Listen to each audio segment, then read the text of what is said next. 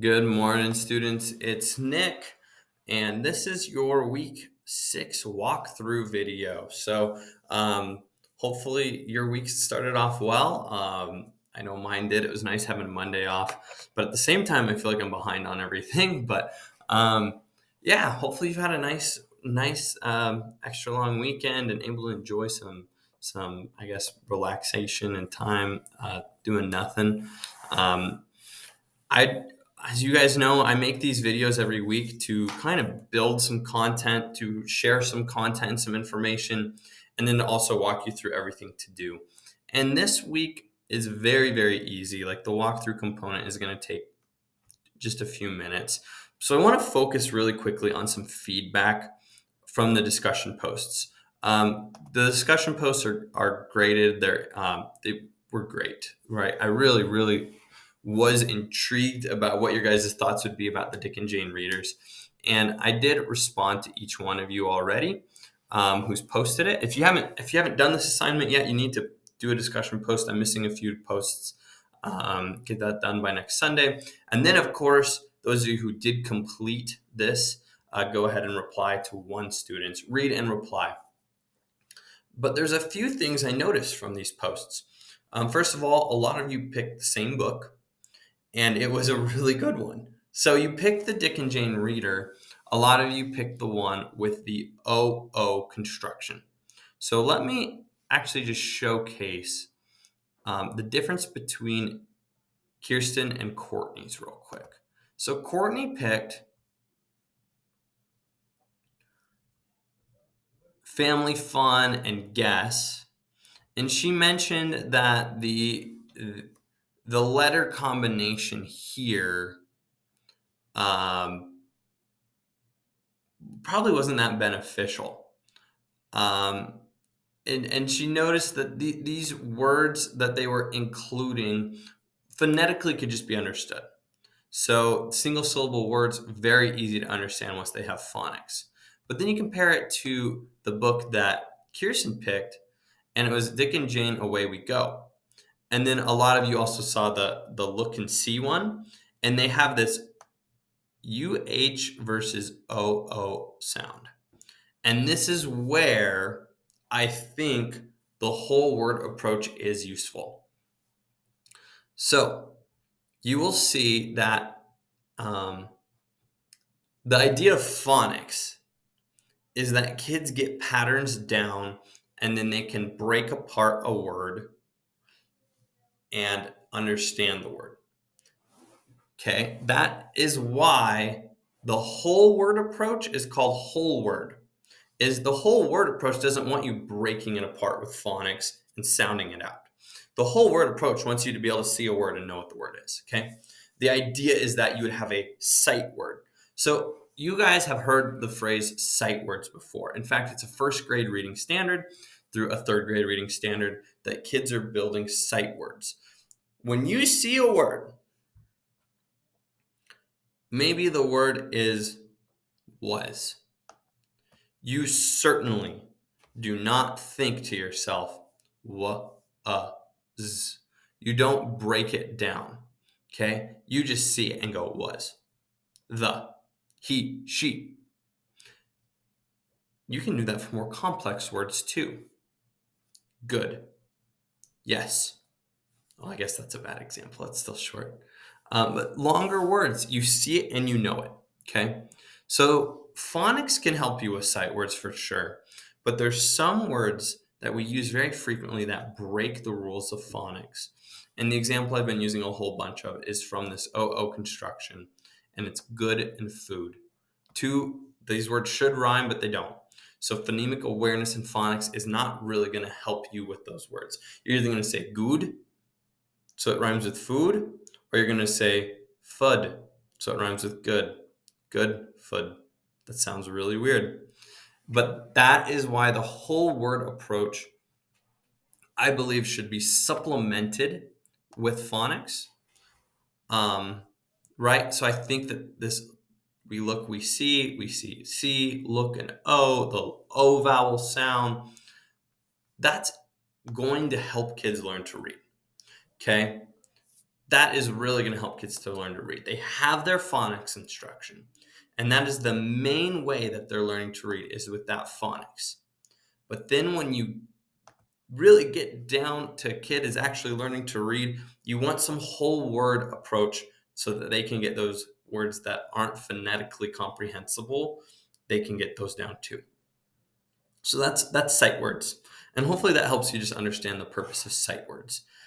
Some people take the approach that sight words are reading, that you need to get all of your language through sight words, that kids should be able to learn to read with nothing but sight words. I don't think that's wise.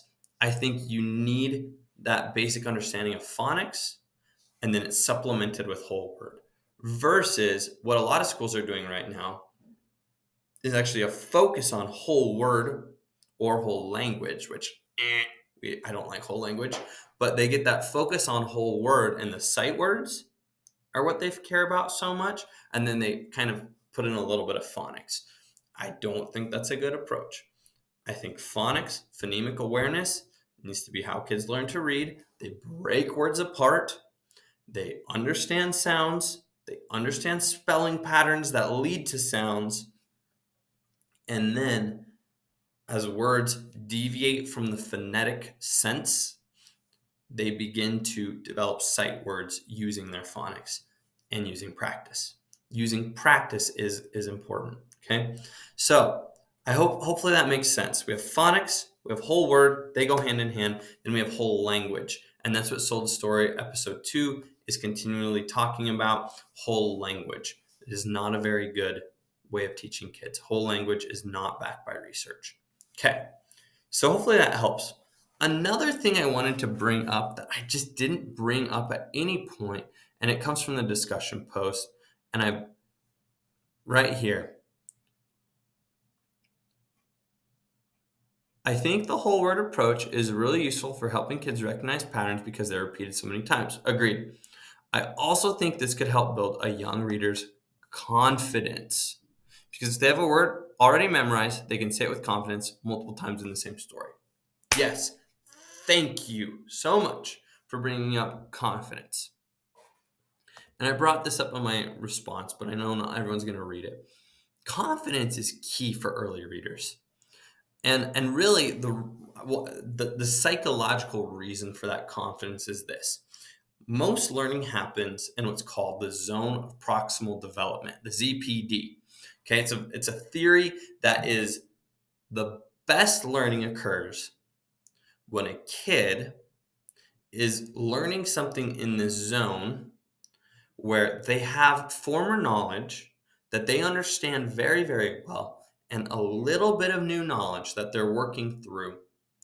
And then through some scaffolded instruction, they are building upon that foundation that they have and acquiring new. That is key. When a kid has confidence, for example, they read a book on their own and they know 90% of the words, and all you have to do is help them with 10% of the words, they feel like they're reading it. They don't feel like you're reading it. They feel like they're reading it. They have confidence. I'm getting 90% of this thing. I'm reading all the words except for maybe one on a page. And then my teacher or my parent or whoever I'm reading with is helping me with the 10% I don't know. That is when learning actually takes place.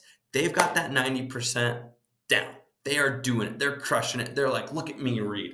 I'm the person reading here, not you, not the teacher. I'm the reader. And then those 10%, that difficult word every here and there, boom, you feed it to them. You help them. But they got that confidence. Do you know what they're going to want to do? They're going to finish a book and they're going to read another one. They're going to get another one and then another one. And if you've been around little kids who are hungry for books, that confidence is key. It's called the zone of proximal development. You want them to have most of it, and then you feed them a little bit. Okay? Hopefully that makes sense. Okay, so those are my thoughts after reading the discussion post, and I really enjoyed your guys' posts. I love it. It's one of my favorite things on a Monday or a Tuesday coming in and reading the posts. So, all right, let's go through the content for the week now after my rants. But hopefully that helps you understand this Explore content a little bit better. I can kind of rehash some things out. But let's move forward. You're going to do a reflection and question this week. And to make it really, really easy, I have developed a walkthrough video for you guys. I do this assignment in real time in this walkthrough. I would recommend watch this week 6 video, okay? Then do the question and reflection walkthrough, and then complete your reflection and question. If I were to give you a little schedule for the week, today is Tuesday. I always recommend starting the Wonder Weeks early. Watch this video today or tomorrow, and right when you finish watching it, complete the reflection and question, and click submit. Dink. That way, so it's either Tuesday or it's Wednesday, you've completed this assignment and turned it in. As you complete that assignment, you're going to pick your next primary research project, okay? So in my walkthrough, I'm going to interview a first grade teacher is my example. So it's Tuesday or Wednesday, and I have all the way till Sunday to get a hold of that teacher and schedule an interview. If it doesn't work out for whatever reasons, district basketball tournaments, and the teacher is gone because they're a referee, whatever it may be, you've got all of next week to work on it too. So you're getting it done early so that you can work with people's schedules, okay? That'd be my recommendation. So this is due Sunday night, which I believe is the 26th. Yep, the 26th. You can turn it in early so that you have time to get your research done. That'd be my recommendation. I'm sure every teacher says that stuff. Then, of course, the next thing to do is the share project.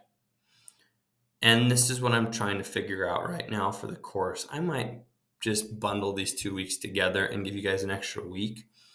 And then that way you finish it right before spring break with a little less pressure. But I'm going to increase the standard for the project. That's what I'm thinking.